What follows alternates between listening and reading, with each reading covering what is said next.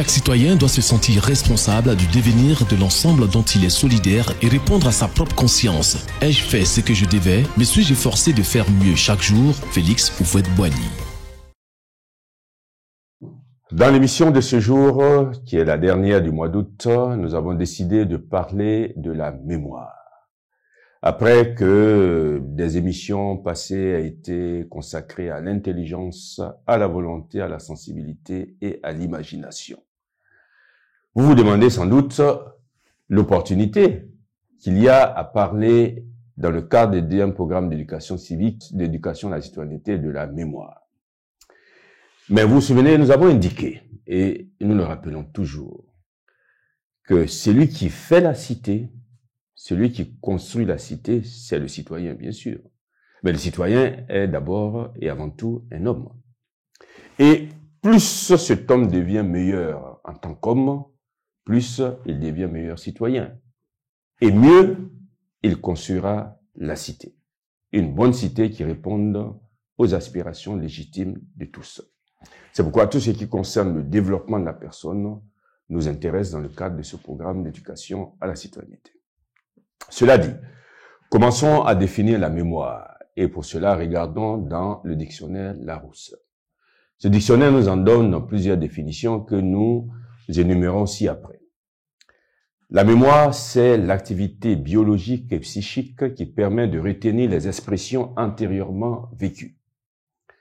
La mémoire, c'est la faculté de conserver et de rappeler des sentiments éprouvés, des idées, des connaissances antérieurement acquises. C'est ce qui résulte de l'exercice de cette faculté également. La mémoire, c'est le souvenir qu'on garde de quelqu'un ou de quelque chose, ce qui reste ou restera dans l'esprit des hommes. Dans ce sens, on dit par exemple « dictateur de sinistre mémoire » ou « venger la mémoire de son père ou de sa mère ». En informatique, le terme désigne l'organe de l'ordinateur qui permet l'enregistrement, la conservation et la restitution des données. Celle-ci peut être externe, donc cette mémoire ne fait pas partie de l'unité centrale de l'ordinateur, ou celle-ci peut être morte.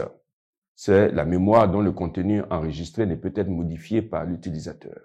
Ou encore, celle-ci peut être vive, c'est la mémoire effaçable qui peut être reprogrammée au gré de l'utilisateur. La mémoire a donné naissance aux expressions suivantes. À la mémoire, c'est-à-dire en l'honneur de, en souvenir de. De mémoire, c'est-à-dire en s'aidant seulement de la mémoire. Des mémoires d'hommes, c'est-à-dire du plus loin qu'on s'en souvienne. Pour mémoire, c'est-à-dire à titre de respect. Avoir la mémoire courte, c'est-à-dire oublier facilement. Rafraîchir la mémoire à quelqu'un, c'est-à-dire lui remettre en mémoire un souvenir oublié.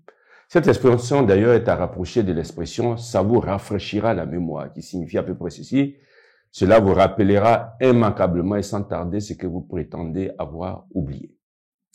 Et dernière expression, devoir de mémoire, qui désigne et postule l'obligation morale de se souvenir d'un événement historique et tragique et de ses victimes, afin de faire en sorte qu'un tel événement ne se reproduise pas.